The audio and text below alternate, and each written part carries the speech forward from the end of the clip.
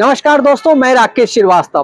कोलकाता में हुई एक महिला डॉक्टर के साथ हैवानियत का मामला देश भर में गूंज रहा है। इसकी गूंज सुप्रीम कोर्ट में भी सुनाई पड़ी है। सुप्रीम कोर्ट ने इस मामले में नेशनल टास्क फोर्स का गठन कर दिया है। इस टास्क फोर्स को 3 सप्ताह में अपनी रिपोर्ट पेश करनी है। इस रिपोर्ट में उन्हें बताना है कि डॉक्टरों की सुरक्षा के लिए क्या किए जाए, अस्पताल की सुरक्षा के लिए क्या किए जा सकते हैं। इससे जुड़े तमाम तरह की जो बातें हैं इस रिपोर्ट में शामिल होगी। इस मामले की अगली सुनवाई अब 22 अगस्त को होगी। लेकिन इस मामले में जिस तरह से देश भर में डॉक्टरों ने हड़ताल किया, ओपीडी बंद रखे और जगह जगह प्रदर्शन किए गए, उसने जरूर सवाल खड़े कर दिए हैं। निश्चित रूप में जो कलकत्ता में हुआ वो गलत था। उस पर लोगों का ध्यान जाना चाहिए था, सरकार को उस पर एक्शन लेना चाहिए था। सरकार ने एक्शन भी लिया, मुख्य आरोपी को गिरफ्तारी भी हुई। उसके बाद केंद्र सरकार ने आश्वस्त किया है तमाम तरह के सुरक्षा के। उसके बाद सुप्रीम कोर्ट भी इस मामले में डॉक्टरों को आश्वस्त किया है कि आप किसी भी तरह की सुरक्षा की चिंता ना करें। इसके बावजूद डॉक्टरों का हड़ताल और ओपीडी बंद रख के आम मरीजों को सरवाइव करने के लिए छोड़ देना निश्चित रूप से सवाल खड़े करता है। आखिर एक घटना के बाद देश के तमाम अस्पताल में, तमाम हॉस्पिटल में मरीजों को उनके हाल पे छोड़ देना कहां तक जायज है। सवाल ये उठ रहा है कि एक घटना जो हुई उस पे अगर सरकार ने एक्शन नहीं लिया होता तो आप डॉक्टर की तरफ से इसका विरोध जताया जाता तो एक समझ में आती। लेकिन जब पूरी सरकार, केंद्र सरकार और सुप्रीम कोर्ट खुद इन्वॉल्व हो रही है, इस मामले में डॉक्टरों को आश्वस्त कर रही है कि हर तरह से इस मामले में सुरक्षा मुहैया कराए जाएंगे, उसके बावजूद डॉक्टरों का यह रवैया समझ से परे है।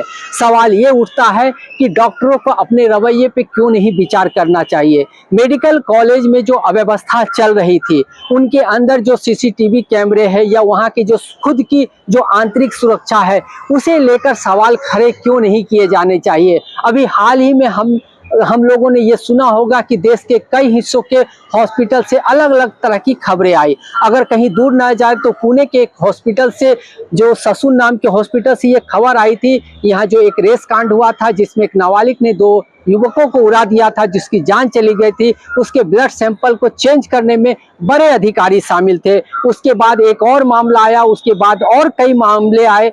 इस तरह से हॉस्पिटल के अंदर जो खराबी चल रही है, जो गड़बड़ी चल रही है, उस पर डॉक्टरों ने आज तक कभी भी ये सवाल नहीं उठाया कि इस व्यवस्था को बदलनी चाहिए। लेकिन प्रशासन को लेकर, अपनी सुरक्षा को लेकर देश भर की स्वास्थ्य व्यवस्था को रोड पे ला देना या उसको चरमरा देना, आम लोगों को उसके हाल पे छोड़ देना कहीं से जायज नजर नहीं आता है।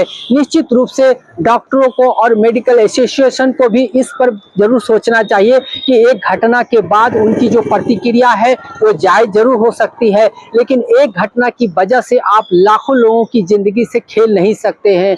डॉक्टरी पेशे को बहुत गहरा पैसा माना जाता है, बहुत बड़ा पेशा माना जाता है। लोग भरोसे के साथ गांव से, शहर से हॉस्पिटल में आते हैं इलाज के लिए। अगर उन्हें समय पे इलाज नहीं मिलता है तो उनकी जान भी जा सकती है। ऐसे में इतना लंबा हड़ताल, ओपीडी बंद रख देना, सर्जरी को टाल देना, ये कहीं से भी उचित नजर नहीं आता है। लेकिन डॉक्टरों का रवैया जिस तरह का पिछले 10 दिनों में देखने में आया है, वो जरूर सवाल खड़े करता है कि हम डॉक्टरी पेशे को कहां से कहां ले जा रहे हैं।